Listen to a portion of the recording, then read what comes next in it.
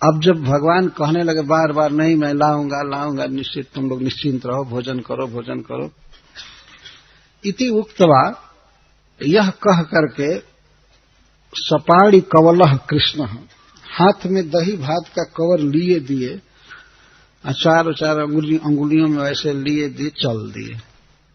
बेंत और सिंह दबाए थे, बेड़ू जट्ठर के फेंट में बंधा हुआ था, फंसे हुए थे, वे चल दिए ऐसे खोजने के लिए।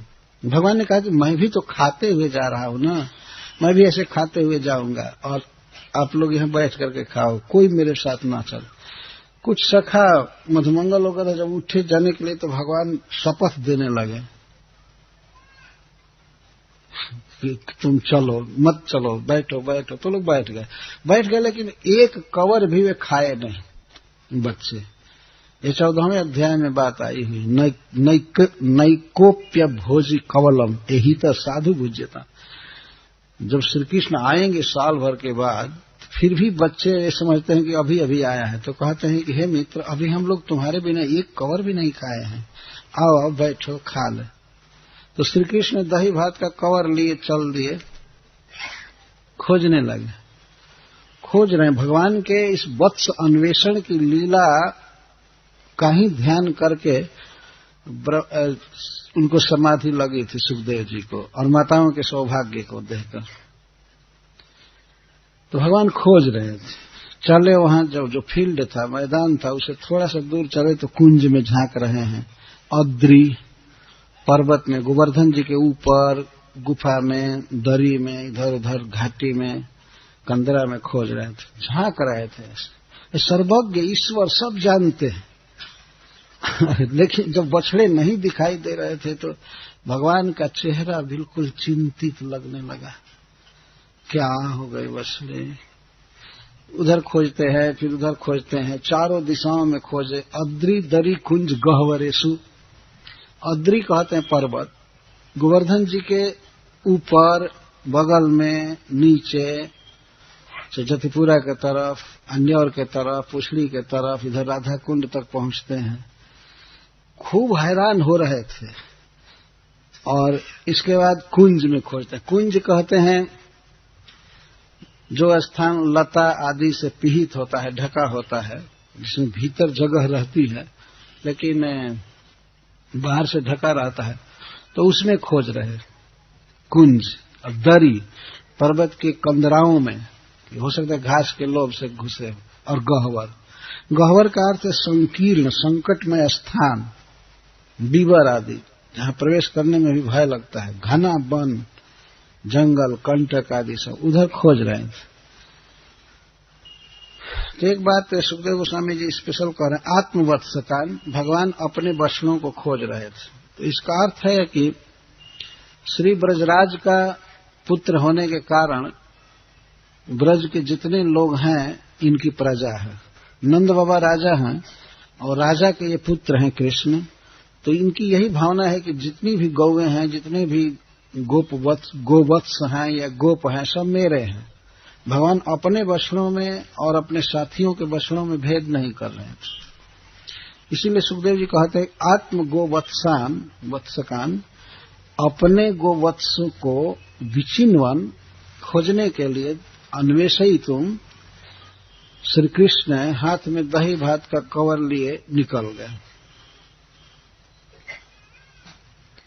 इस पर हरीश्वरी जी ने बहुत उत्प्रेक्षा किया है कि भगवान क्यों गए खोजने के लिए वचनों को, और भक्तों को कह गए कि तुम लोग भोजन करो। इसके द्वारा एक लीला का संकेत भगवान ने किया। संस्कृत में गो का अर्थ होता है गौ, बछड़े, और गो का अर्थ इंद्रिया भी होता है।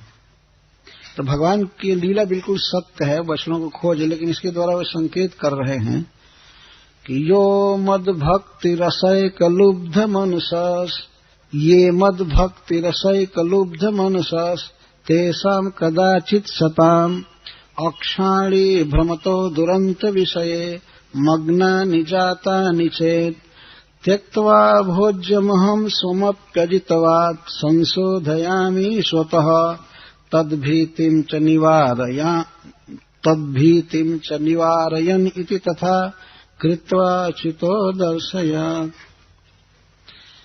जो व्यक्ति मेरे भक्ति के रस से अनुरंजित चित्त वाला है तो उसकी इंद्रियां कभी भी विपथ में नहीं जाती हैं, लेकिन कदाचित यदि विषयों में भटक जाएं, उसकी गो इंद्रियां भटक जाएं, तो मैं अपना भोजन छोड़ करके भी जाकर के उसके इंद्रियों को लौटाता हूं।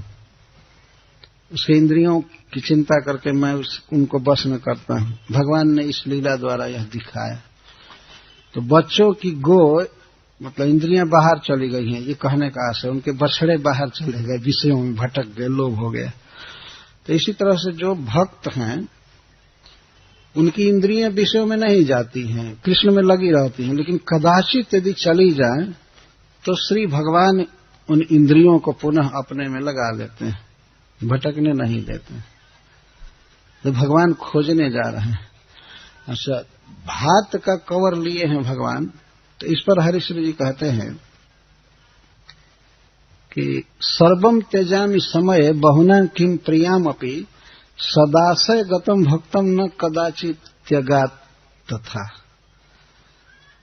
भगवान यह कह रहे हैं कि समय आने पर कभी मैं सब कुछ छोड़ सकता हूं, परंतु सब कुछ छोड़ सकता हूं, यहां तक कि प्रियामपि, मैं अपनी प्रिया को भी छोड़ सकता हूं, लक्ष्मी को भी छोड़ सकता हूं, परंतु सदाशय गतम भक्तम न कदापि, आशय गत मेरे हृदय में बसे हुए भक्त का मैं कभी त्याग नहीं कर सकता।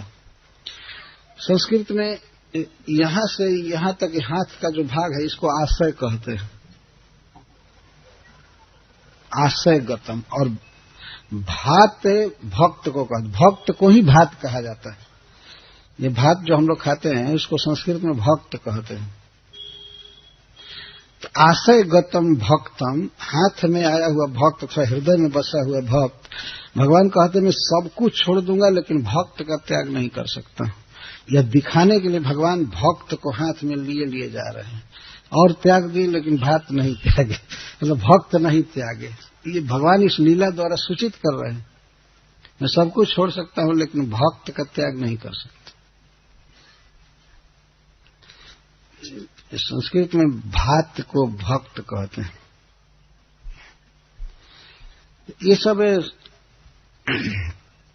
संकेत किया जाता है लीला द्वारा। ऐसे तो बहुत उत्प्रेक्षाएं हैं, बहुत से भाव हैं, परंतु कथा ही, मूल कथा ही इतनी बड़ी है कि उसी को कहने में काफी समय हो जाएगा, अतः मैं उसको नहीं ले रहा हूं।